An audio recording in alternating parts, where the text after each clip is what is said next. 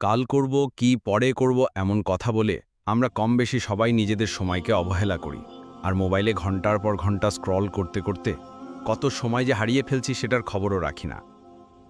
আমার দাদু প্রায় একটা কথা বলতেন, জীবনের সময়ের গুরুত্ব সেই বোঝে যে জীবনের সময়কে অবহেলা করে পরে তার কষ্ট পেয়েছে।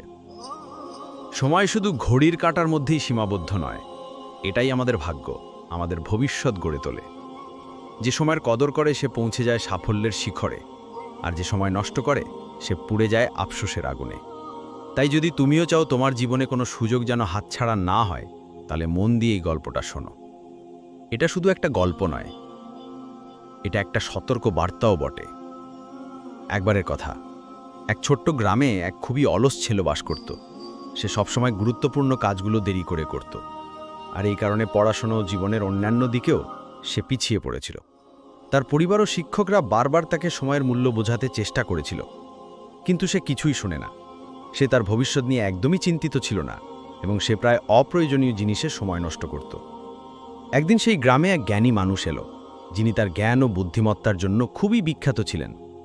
অনেক মানুষ তার সঙ্গে দেখা করতে চাইত এবং তার কাছ থেকে কিছু শেখার আশা করত।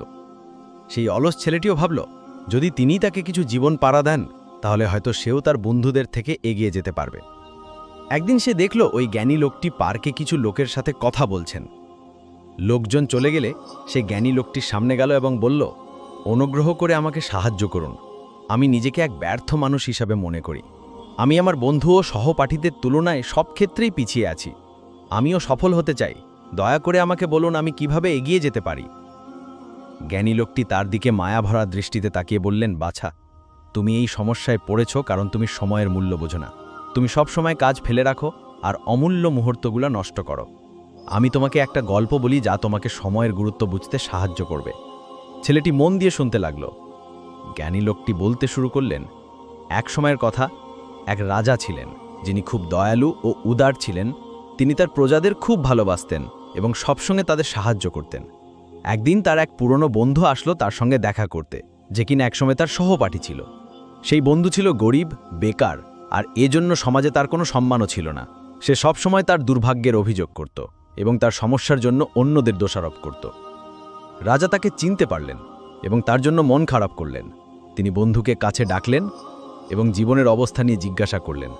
তার বন্ধু দুঃখ করে বলল, হে রাজা, আমি বুঝি না কেন সবাই ভাবে যে আমি কিছুই পারি না। যখনই আমি কোথাও চাকরির জন্য আবেদন করি, সবাই আমাকে ফিরিয়ে দেয়।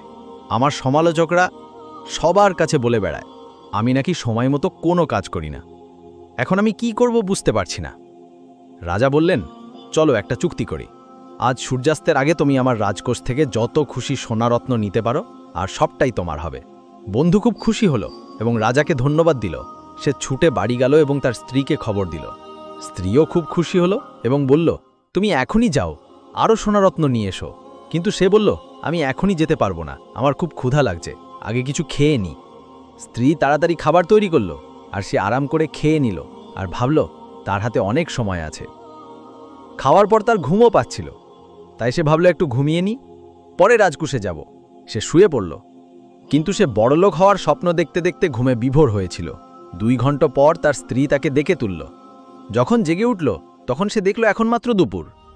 তাই এত আগে তাকে ডেকে দেওয়ার জন্য সে তার স্ত্রীর ওপর রাগ করে কিছু বস্তা নিয়ে রওনা হলো রাজপ্রাসাদের দিকে। কড়া রোদে তার তখন খুব গরম লাগছিল। সে ভাবল এই গাছের নিচে একটু বিশ্রাম নিয়ে তারপর আবার যাত্রা শুরু করব। সে গাছের নিচে বসে পড়ল, আর বাতাসটাও খুব মিষ্টি ছিল। তাই সে বসার সঙ্গে সঙ্গেই সে আবার ঘুমিয়ে পড়ল, কিন্তু এবারও সে আরও গভীর ঘুমে ছিল। এবারও সে আগের মতোই স্বপ্ন দেখতে লাগল। যখন জেগে উঠল, তখন সন্ধে হয়ে এনেছিল এবং সূর্য ডুবে যাচ্ছিল। সে তাড়াতাড়ি উঠে প্রাসাদের দিকে দৌড় দিল, কিন্তু তখন অনেক দেরি হয়ে গেছিল। সূর্য ডুবে গেছে এবং প্রাসাদের দরজা বন্ধ হয়ে গেছে। অলস লোকটি হতাশ হয়ে দাঁড়িয়ে রইল। সে তার সুযোগ হারালো, কারণ সে তার সময়ের মূল্য দেয়নি। গল্পটা শেষ করে জ্ঞানী লোকটি ছেলেটির দিকে তাকালেন। ছেলেটি চুপ করে রইল। সে তার ভুল বুঝতে পেরেছিল। সে লজ্জা পেল এবং জ্ঞানী লোকটিকে ধন্যবাদ দিল।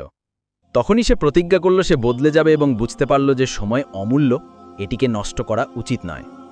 সে বাড়ি ফিরে গেল এবং তার লক্ষ্য পূরণের জন্য কঠোর পরিশ্রম শুরু করল। সে দেরি না করে তার কাজগুলো সময়মতো করতে লাগল এবং ফলপ্রসূ হয়ে উঠল।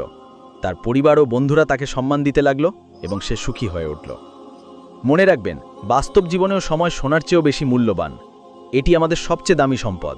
আমাদের জীবনের সময় সীমিত, তাই আমাদের এটিকে বুদ্ধিমত্তার সঙ্গে ব্যবহার করতে হবে। একটা বিখ্যাত উক্তি আছে, যদি তুমি সময়ের মূল্য দাও, সময় তোমার মূল্য দেবে, আর যদি তুমি সময় নষ্ট করো, সময় তোমার জীবন ধ্বংস করে দেবে। অপ্রয়োজনীয় জিনিসের সময় নষ্ট না করে আমাদের গুরুত্বপূর্ণ কাজে মন দিতে হবে। আমরা চাইলে যে কোনো কিছু অর্জন করতে পারি যদি আমরা সময়কে সঠিকভাবে ব্যবহার করি। কিন্তু যদি সময় নষ্ট করি, তাহলে আমরা আমাদের সুযোগ হারিয়ে ফেলব এবং পরে শুধুই আফসোস করতে হবে। একজন যাত্রী 1 মিনিটের জন্য ট্রেন মিস করলে মিনিটের মূল্য বোঝে, আর একজন ছাত্র পরীক্ষায় ফেল করলে তার 1 বছরের মূল্য বোঝে। তাই যদি তুমি তোমার জীবনে কিছু অর্জন করতে চাও, কখনো অলস হয়েও না আর দেরি করো না, নাহলে ওই অলস লোকটার মতো আফসোস করতে হবে যে সূর্যাস্তের আগে প্রাসাদে পৌঁছাতে পারেনি। সবসময় তোমার সময়কে সঠিকভাবে ব্যবহার করো, পরিবারের সঙ্গে ছোট মুহূর্ত উপভোগ করো, বন্ধুদের সঙ্গে সময় কাটাও এবং তোমার স্বপ্ন লক্ষ্য পূরণের জন্য কাজ করো। তবেই তুমি একটা পরিপূর্ণ জীবন উপভোগ করতে পারবে। গল্প কি ভালো লাগলে একটি লাইক কমেন্ট করে দিন, তাতে এটি আরও মানুষ দেখতে পারবে। আমি আবার আসবো এমনই আরেকটি শিক্ষামূলক গল্প নিয়ে। ততদিন ধৈর্য ধরুন, কৃতজ্ঞ থাকুন এবং জীবনে এগিয়ে যান।